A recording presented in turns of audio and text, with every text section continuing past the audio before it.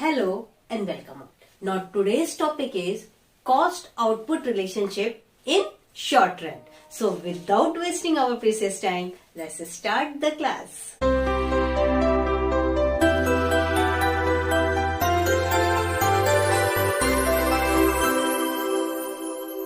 Cost output relationship in short run. अगर इसको हम लोग एक फॉर्मूला में डिराइव करना चाहें, that is the total cost is equal to function of quantity produced. That means हम ये कह सकते हैं कि cost function depends on two things. First thing is the production function and second one is the market supply of input. है ना, हमारा production function और मार्केट सप्लाई ऑफ जो इनपुट है उसका combination, that is the cost of output function. हम लोग last class में क्या किए कि जो हमारा टोटल कॉस्ट है, एवरेज कॉस्ट है, हमारा मार्जिनल कॉस्ट है, हमारा टोटल फिक्स्ड कॉस्ट है, टोटल वेरिएबल कॉस्ट है, एवरेज वेरिएबल कॉस्ट है, एवरेज फिक्स्ड कॉस्ट, सभी कॉस्ट का डिस्कशन हम लोग प्रीवियस क्लासेस में कर चुके हैं. तो आज की क्लास में हम लोग इसका एक टेबुलेशन देखेंगे और दूसरा क्या देखेंगे कि उसका ग्राफिक रिप्रेजेंटेशन किस तरीके से होगा. तो अगर हम लोग ये मान के चलते हैं कि हमें, जैसे कि हम लोग एग्जाम्पल प्रोडक्शन फंक्शन में टेबल प्रोडक्शन का ले रहे थे, बिल्कुल उसी तरीके से नाउ सपोज कि हम ये मान के चल रहे हैं कि हम टेबल का प्रोडक्शन कर रहे हैं और क्वांटिटी 16 तक जा रहे हैं. मुझे लग रहा है कि क्वांटिटी 16 तक में तुम लोगों को दिखाई दे रहा होगा रो. ठीक है, अगर नहीं दिखाई दे रहा है तो मैं इसकी पिक इंस्टाग्राम पर डाल दूंगी, तो इसलिए मुझे इंस्टाग्राम पे फॉलो फटाफट करो. तुम लोग को लिंक डिस्क्रिप्शन बॉक्स में भी मिलेगा और साइड वाइज मैं तुम लोगों को अपना जो यूजर नेम है इंस्टाग्राम पे वो शो हो रहा है, तो फॉलो जरूर करना. ओके, तो हम लोग बात करते हैं क्वांटिटी 0 to 16. अब 0 to 16 क्यों भाई? जब हमने अपने फॉर्म को स्टेब्लिश किया उस वक्त तो हमारा कोई प्रोडक्शन हुआ नहीं, है ना, तो इसीलिए क्वांटिटी 0 से स्टार्ट होगी. 0 से इसलिए स्टार्ट होगी क्योंकि कॉस्ट दो तरीके के होंगे, एक फिक्स्ड होगा, दूसरा वेरिएबल होगा. अब शॉर्ट रन है भाई तो फिक्स्ड कॉस्ट होगा. कॉलम 2 को देखें तो वो हमारा टोटल फिक्स्ड कॉस्ट को डिपिक्ट कर रहा है. ठीक है, तो देखो हमारा जो फिक्स्ड कॉस्ट है वो फिक्स्ड ही रहेगा शॉर्ट रन में हर एक स्टेज ऑफ यूनिट प्रोडक्शन पे. ठीक, इसलिए 10 जो है हमारा 0 to 16 यूनिट ऑफ प्रोडक्शन तक 10 ही रहेगा. अगर प्रोडक्शन फंक्शन की क्लास अटेंड की है तो तुम लोगों को फॉर्मूला कॉस्ट वाइज अच्छे तरीके से याद होगा. मैंने उसको बहुत अच्छे से डिराइव किया है. अगर नहीं देखा है तो ये क्लास देखने के साथ साथ वो क्लास भी जरूर देखना, कॉन्सेप्ट क्लियर हो जाएगा कि कैलकुलेशन कैसे हुआ. एक नहीं, मैंने दो क्लास में वो बातें समझाई हैं. Okay, TC total cost A plus B Q minus C Q square plus D Q cube. Okay, अब यहाँ पे ए क्या है? ए हमारा फिक्स्ड कॉस्ट है. बी सी डी हमारा क्या है?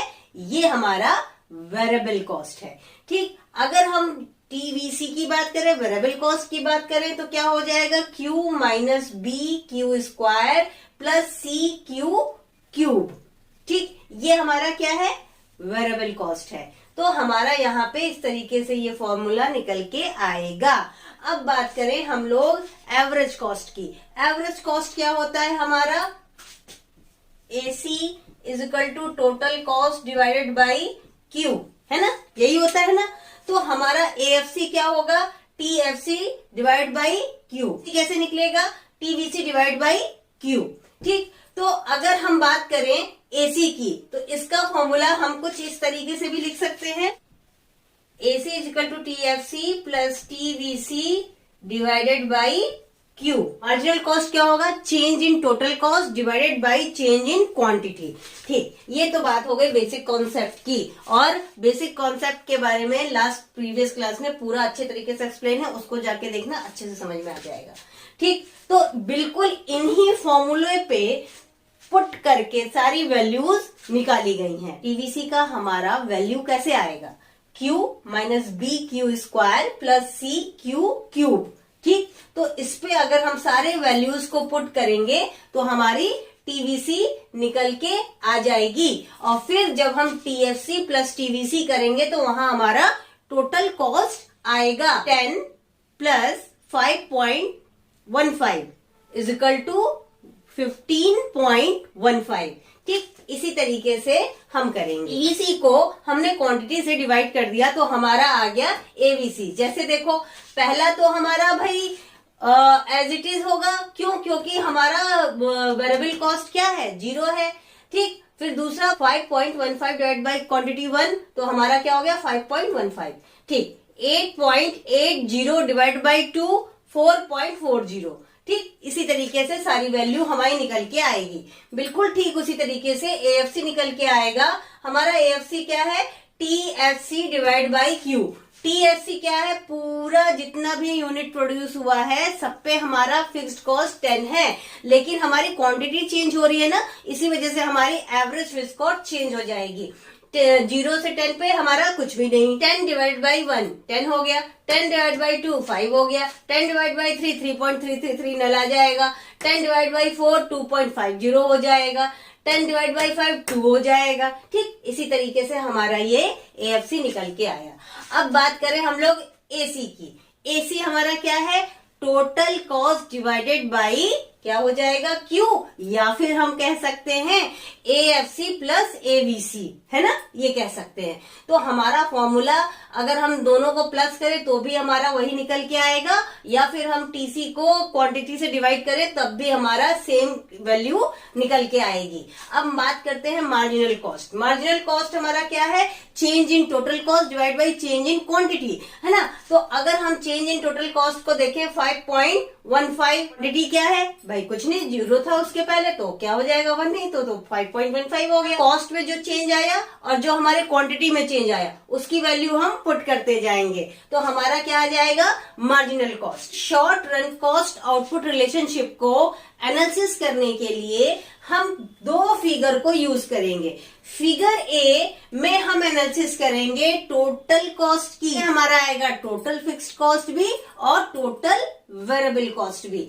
तो अगर हम फिगर ए की बात करते हैं तो हमारा एक्स एक्सिस पे आउटपुट है और वाई एक्सिस पे कॉस्ट है।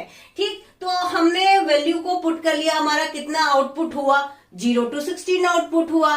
ठीक, और फिर हमारा कॉस्ट वाई एक्सिस पे है तो कितने में वेरी करेगा, हमारा 0 to 80 में वेरी कर जाएगा सारे के सारे वैल्यू। ये देखो, क्योंकि लास्ट वैल्यू हमारा 80.40 है, तो 80.40 थोड़ा सा ऊपर चला जाएगा, ज्यादा कुछ नहीं होगा इसमें। ठीक, नाउ लेट्स सी कि ग्राफिक प्रेजेंटेशन किस तरीके से है। अगर हम लोग टोटल फिक्स्ड कॉस्ट की बात करें, 0 to 16 आउटपुट में हमारा क्या है, कॉस्ट 16 है, तो ये क्या हो जाएगा, एक्स एक्सिस के पैरेलल हो जाएगा। ठीक है, एक्स एक्सिस के पैरेलल हमारा 0 से स्टार्ट होके 16 तक आ गया। टोटल वेरिएबल कॉस्ट की ओरिजिन कहाँ से हो रही है, 0 से हो रही है, 0 से ओरिजिन हो रही है, और वो कहाँ तक जा रहा है, वेरिएबल कॉस्ट हमारा 70.40 तक जा रहा है, तो ये आया हमारा 70.40।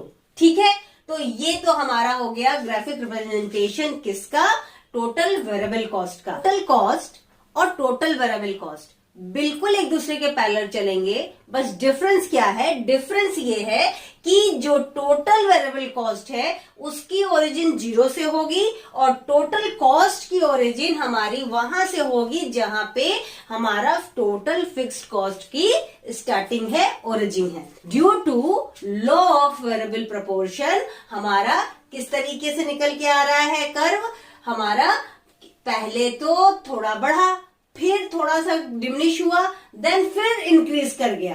ठीक, और फिर जब अगर वेरिएबल कॉस्ट घटने के बाद फिर से इंक्रीज कर रहा है तो हमारा टोटल कॉस्ट भी डिमिनिश होने के बाद डेफिनेटली इंक्रीज करेगा। ठीक है, ये तो हो गया हमारा टोटल कॉस्ट और टोटल वेरिएबल कॉस्ट। अब बात करते हैं हम लोग figure B, short run cost output curve. ये कौन कौन सा कर्व डिपिक्ट करेगा, हमारा कर्व डिपिक्ट करेगा average cost, average fixed cost, average variable cost और मार्जिनल कॉस्ट। अब देखो क्या है कि हमारा एवरेज कॉस्ट जो है वो कहीं ना कहीं पैरेलल हो जाएगा एवरेज वेरिएबल कॉस्ट के। एवरेज कॉस्ट और मार्जिनल कॉस्ट की देखो ओरिजिन बिल्कुल एक ही पॉइंट पे है, 5.15 5.15 से मार्जिनल कॉस्ट की भी स्टार्टिंग हो रही है और हमारी एवरेज वेरिएबल कॉस्ट की भी स्टार्टिंग हो रही है। एवरेज वेरिएबल कॉस्ट क्या है कि ये हमारा धीरे धीरे डिक्रीज हो रहा है। डिक्रीज होते होते जब 9th यूनिट हुआ प्रोड्यूस तो वहां पर डिक्रीज हुआ 1.95, देन आफ्टर दैट जब 10th यूनिट हुआ जब और उसमें हमारी वेरिएबल कॉस्ट ऐड हुई, क्या हुआ कि हमारा एवरेज वेरिएबल कॉस्ट इंक्रीज होना स्टार्ट हो गया। 2.15, 2.40, 2.75, 3.20, 3.75, 4.40। ये क्यों हो रहा है? Due to law of variable proportion. ठीक है, तो यहाँ पे क्या हुआ, हमारा एवरेज वेरिएबल कॉस्ट धीरे धीरे इंक्रीज हुआ और एवरेज वेरिएबल कॉस्ट हमारा धीरे धीरे इंक्रीज हुआ due to law of variable proportion. हमारा एवरेज कॉस्ट भी धीरे धीरे क्या हुआ, जब डिमिनिश हो गया था तो उसके बाद धीरे धीरे वो भी इंक्रीज कर गया। यहाँ पे हमारा एवरेज फिक्स कॉस्ट भी ऐड है जिसकी वजह से क्या हो रहा है, हमारा एवरेज कॉस्ट शुरू में काफी हाई है, देन फिर लो हुआ और फिर देन एवरेज कॉस्ट के पैरेलल हमारा इंक्रीजिंग रिटर्न में चलने लगा। अब बात करते हैं मार्जिनल कॉस्ट। मार्जिनल कॉस्ट क्या है कि भाई हमारा 5.15 से स्टार्ट हुआ, बिल्कुल वही ओरिजिन होगी जो एवरेज वेरिएबल कॉस्ट की है। ठीक, अब यहाँ पे धीरे धीरे डिमिनिशिंग रिटर्न हुआ, धीरे धीरे डिमिनिशिंग रिटर्न हुआ तो जो 6th और 7th यूनिट प्रोड्यूस हो रही है वहां पे रिटर्न कांस्टेंट हो गया। कांस्टेंट होने के बाद फिर से वो इंक्रीज होने लगा। लास्ट इंक्रीजिंग रिटर्न क्या हुआ, 14.15। ये हो गया हमारा मार्जिनल कॉस्ट। आई होप तुम लोग को कॉस्ट कॉन्सेप्ट क्लियर हो चुका है, तुम लोग का cost output curve concept clear हो चुका है। मिलते हैं हम लोग कमिंग क्लास में जो हमारी होगी related cost curve and law of diminishing return. अगर नए हो मेरे क्लास में तो सब्सक्राइब करना बिल्कुल नहीं भूलना और लाइक और शेयर करना तो बनता ही है क्योंकि अपने साथ साथ दूसरे का भी बेनिफिट होना चाहिए। All the best, take care.